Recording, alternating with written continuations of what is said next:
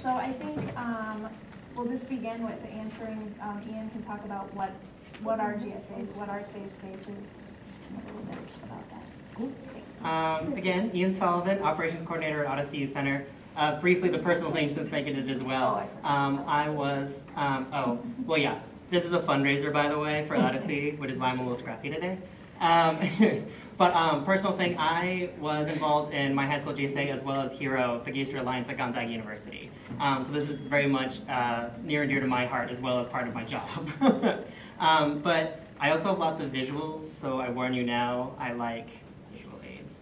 GSA stands for Gay Straight Alliance. For anybody that didn't know, I'm hoping you all did. And the other thing we're talking about is safe spaces. And you're going to hear both here on the adult panel and on the youth panel that there is formal safe space, depending on the school system or the school building itself, and there are informal safe spaces.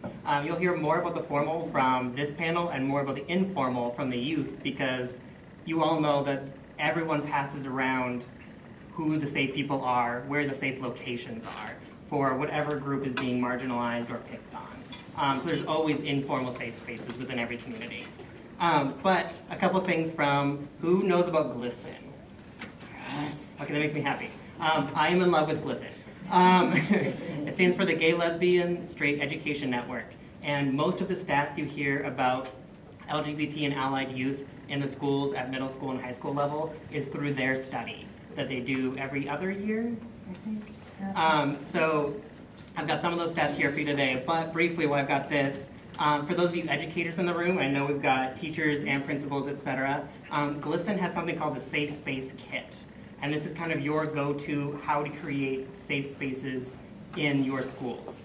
It's got a glossary, it's got step-by-step, it's got fun little things like posters, so that you can label your classroom, your school, as a safe space, as well as smaller stickers that teachers can put on their desks and things like that. So, little kind of GLSEN's findings nationally on why gay straight alliances and safe spaces are important. I'm going to throw a bunch of numbers at you, by the way. 89.9% of students heard gay used in a negative way frequently or often in the school. 89.9% of those reporting. 72.4%, so almost 3/4, heard other homophobic remarks such as dyke, faggot, I'm sure you can fill in the rest. And this is frequently or often, so this is just walking down the hall, they're hearing these remarks in their school systems. The percentage of students reporting who felt unsafe because of sexual orientation in their school was 61%. Because of their gender expression, how they present themselves, what they're wearing, how they act, 39.9%. In comparison, those reporting who felt uncomfortable because of their gender was only 9.8%, and race or ethnicity was 7.6%. So between gender and sexual orientation, that's almost 50% jump. So that's, because we often think about gender discrimination, race and ethnicity, but we don't think that such a high percentage of these LGBT and allied youth or perceived LGBT youth are getting harassed or feeling uncomfortable in our school systems. Also, a slight little asterisk, this is being filled out predominantly by LGBT youth. This is not a school-wide required survey as well. This is an optional thing they do. 29.1% of students skipped a class at least once in the past month because they felt unsafe or uncomfortable. That's almost a third. Slightly above that, 30% missed an entire day of school because they felt uncomfortable. Personal note again, I even myself did this in high school. Claimed that I was sick and stayed home for the day. So it also doesn't get reported to a lot of people. They just think something else is going on, or they really are sick, whatever it may be. But these are students self-reporting and saying, no, I actually skipped that day and planned it out on purpose because I didn't feel safe in my own school environment.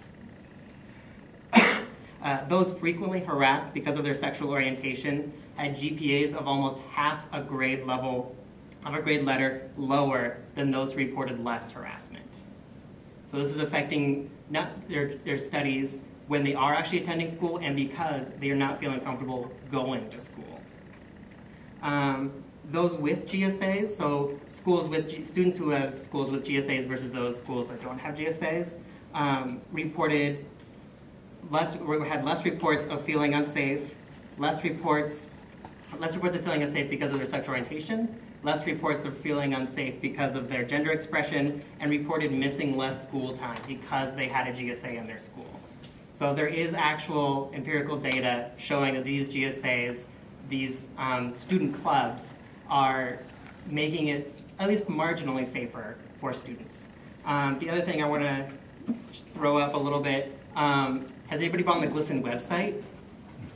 All the students, yeah! Okay, so they have this wonderful thing, which I will throw out quickly and then let the other panelists talk, called a GSA starter guide, and it is thick. It goes chapter by chapter on how to start these things. So any students in the room that don't have a GSA, and yes, I'm looking at you specifically, there are starter guides in there. And there are organizations out there, such as Odyssey, that a huge chunk of our mission is safe space. Not just safe space at our center, but safe space in every part of your life, which includes at school.